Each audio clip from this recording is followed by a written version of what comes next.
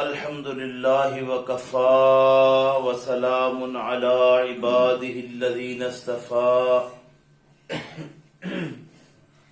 أما بعد فأعوذ بالله من الشيطان الرجيم بسم الله الرحمن الرحيم الف لام را کتاب انزلناه الیک لتخرج الناس من الظلمات الى النور باذن ربهم الى صراط العزیز الحمید اللہ الذی له ما فی السماوات وما فی الارض وَوَيْلٌ لِّلْكَافِرِينَ مِنْ عَذَابٍ شَدِيدٍ۔ اللہ کے نام سے جو بہت مہربان، بہت ہی پیار کرنے والا ہے۔ پڑھو پڑھاؤ، سمجھو سمجھاؤ آنے والے مضامین کو۔ الف لام را، کتاب یہ ایک کتاب ہے، انزلناہ اتارا ہم نے اس کو، الیکا تیری طرف ہے پیغمبر صلی اللہ علیہ وسلم، لتخرج الناس تاکہ نکالے تو لوگوں کو، من الظلمات اندھیروں میں سے، الی النور روشنی کی طرف، باذن ربہم اپنے رب کے حکم سے، پروردگار کی حکم کی تعمیل کرتے ہوئے، الی صراط العزیز الحمید طرف اس راہ کی جو غالب اور ستودہ صفات یعنی تعریف کیے گئے رب کی طرف جاتا ہے۔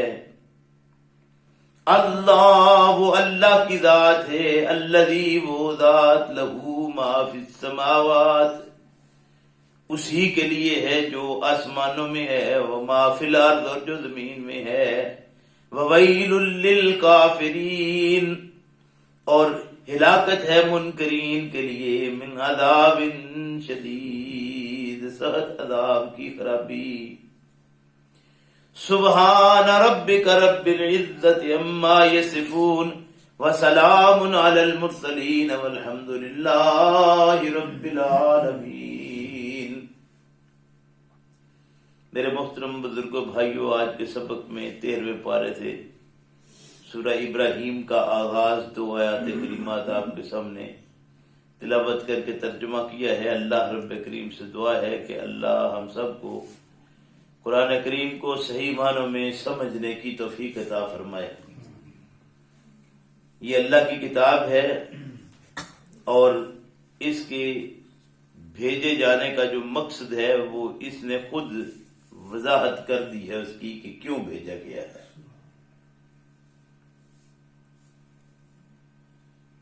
دنیا کے اندر جتنے بھی نبی اور رسول آئے ہیں وہ سارے جس قوم میں آئے ہیں اسی قوم کی بولی بولتے تھے، کیونکہ انہی میں سے ہوتے تھے۔ اور اگر کوئی نبی رسول کسی دوسری قوم سے کسی اور طرف بھیجا گیا تو بھی زبان اس کی یقیناً وہی تھی، علاقہ اگر وہ نہ بھی ہو تو۔ اب محمد الرسول اللہ صلی اللہ علیہ وسلم انبیاء میں سب سے آخری نبی رسول ہیں، تو یہ بات واضح کر دی گئی کہ نبی اور رسول کا اس کی قوم کی زبان سے ہونا ضروری ہے، تاکہ قوم کی زبان بولتے ہوئے وہ قوم کی زبان میں بات کرے۔ اور پیغمبر اسلام صلی اللہ علیہ وسلم کے بعد کوئی نبی رسول اب آنے والا نہیں ہے، اس لیے اب تو تبلیغ کا حق انہی لوگوں کو ہے جو قرآن کریم کو سمجھیں اور سمجھ کر پھر اس کو آگے پہنچائیں۔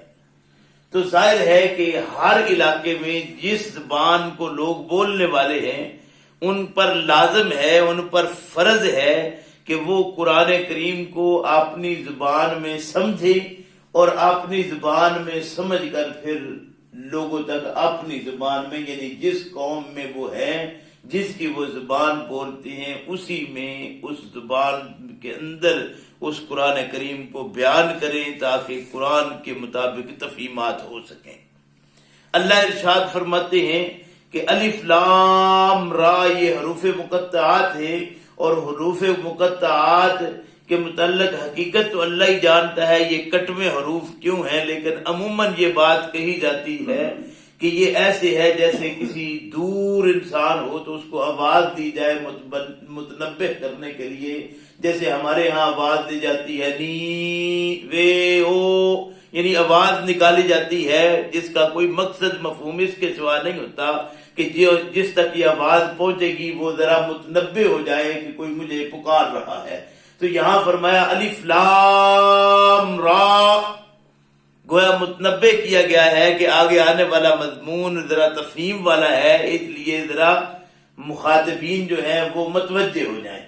تو فرمایا کتاب انزلناہ، یہ کتاب ہے ہم نے اس کو نازل کیا ہے الیکا، آپ پر، یہ قرآن کریم آپ نبی کریم صلی اللہ علیہ وسلم پر نازل ہوا، اور یہ ہم سب کے لیے نازل ہوا۔ یہ محمد الرسول اللہ صلی اللہ علیہ وسلم کی ذات تک محدود نہیں، بلکہ تا قیام قیامت ہر آنے والا انسان قرآن کریم کو سمجھنے کی کوشش کرے، اور کوشش کر کے پھر اس کے مطابق عمل کرے تو کیا ہوگا؟ فرمایا لِتُخْرِجَ النَّاسَ مِنَ الظُّلُمَاتِ إِلَى النُّورِ۔ ظلمات میں نے پہلے بھی عرض کیا تھا کہ ظلمات جمع ہے ظلم کی، ظلم ایک ہے اور ظلمات بے شمار ہیں، یعنی اندھیرے ہر جگہ پر پھیلے ہوئے، جہاں جہاں بھی انسان رہتا ہے وہ اپنے اندر دیکھے کہ کتنی طرف اندھیرے ہیں، اور ان اندھیروں سے نکلے گا تو نور کی جمع انوار ہے۔ کسی ایک مقام پر بھی قرآن نے یہ نہیں کہا کہ ظلم سے نکال کر روشنیوں کی طرف لانا ہے، نہیں، بلکہ ہر جگہ پر یہی کہا من الظلمات الی النور، نور واحد ہے اور ظلمات جمع ہے۔ ظلمات یعنی بے شمار اندھیرے ہیں، کسی بھی طرح کا اندھیرا ہے، اس اندھیرے سے نکلے گا تو ایک روشنی ہے جس کی طرف آئے گا، اور وہ کون سی روشنی ہے؟ جو اللہ رب کریم کی دی ہوئی کتاب ہے۔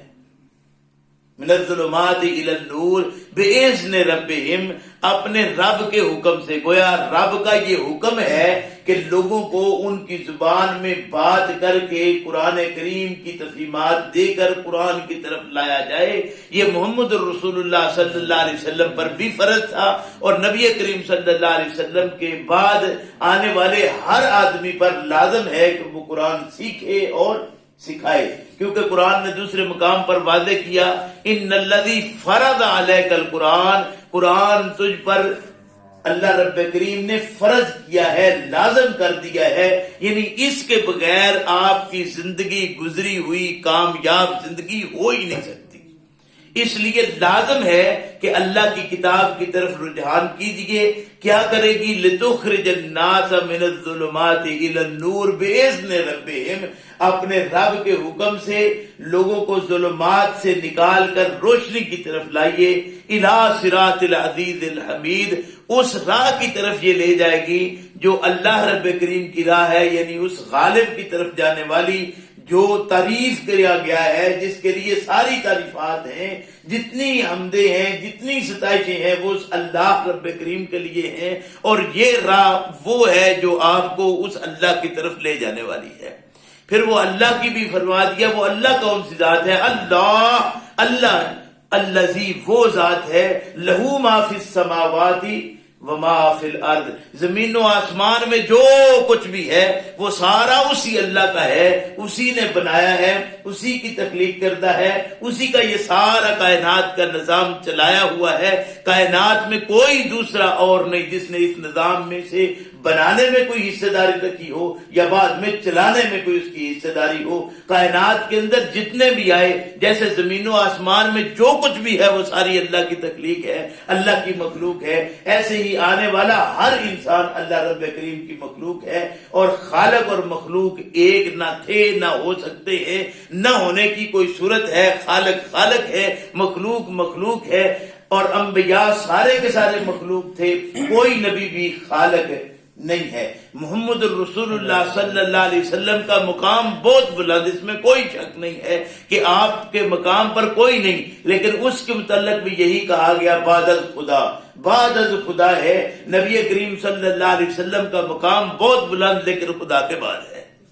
اور اللہ رب کریم فرمایا کہ بِإِذْنِ رَبِّهِمْ إِلَىٰ صِرَاطِ الْعَزِيزِ الْحَمِيدِ، اللہ کے حکم سے ان لوگوں کو ظلمات سے نکال کر روشنی کی طرف لائیے، یہ تم پر فرض ہے، جو راہ اس طرف لے جائے گی جو غالب اور حکمت والا ہے اس کی طرف۔ اللہ الذی، وہ اللہ جو لہو ملک ما فی السماوات و ما فی الارض، من و آسمان میں جو کچھ بھی ہے وہ اس اللہ کی ملکیت میں ہے۔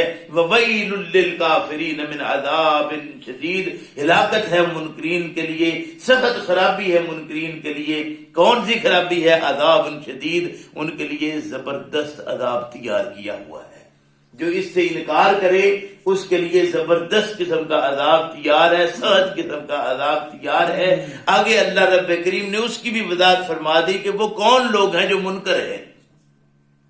اس کو بھی تو سمجھ آنی چاہیے وہ منکر ہیں کون۔ یعنی ہم یہ سمجھتے ہیں کہ کلمہ پڑھ لیا اس لیے اب ہم تو ماننے والے ہیں، کیونکہ ہم نے تو کلمہ پڑھا ہے۔ اللہ ارشاد فرماتی ہے کہ وہ منکرین کون ہیں؟ الذین یستحبون الحیات الدنیا علی الآخرہ، فرمایا کہ وہ منکرین حق وہ ہیں جنہوں نے دنیا کی زندگی کو آخرت کی زندگی پر ترجیح دے دی ہے۔ الذین یستحبون الحیات الدنیا علی الآخرہ، وہ لوگ جنہوں نے دنیا کی زندگی کو آخرت کی زندگی پر محبوب رکھا ہے، ترجیح دے لی ہے، پسند کر لیا ہے، اس پر فریفتہ ہو گئے ہیں، یہ اس میں اندر ضم ہو چکے ہیں کہ آخرت کی زندگی بلا چکے ہیں اور اس دنیا کی زندگی کے اندر وہ محو ہو چکے ہیں، خوش ہیں اس دنیا کے اندر۔ وَيَصُدُّونَ عَن سَبِيلِ اللَّهِ، اور وہ راہ، یعنی ایک راہ ہے اللہ کی طرف لانے والی، وہ کون سی ہے؟ قرآن کریم، اور وہ قرآن کریم کے رستے میں رکاوٹیں ہیں۔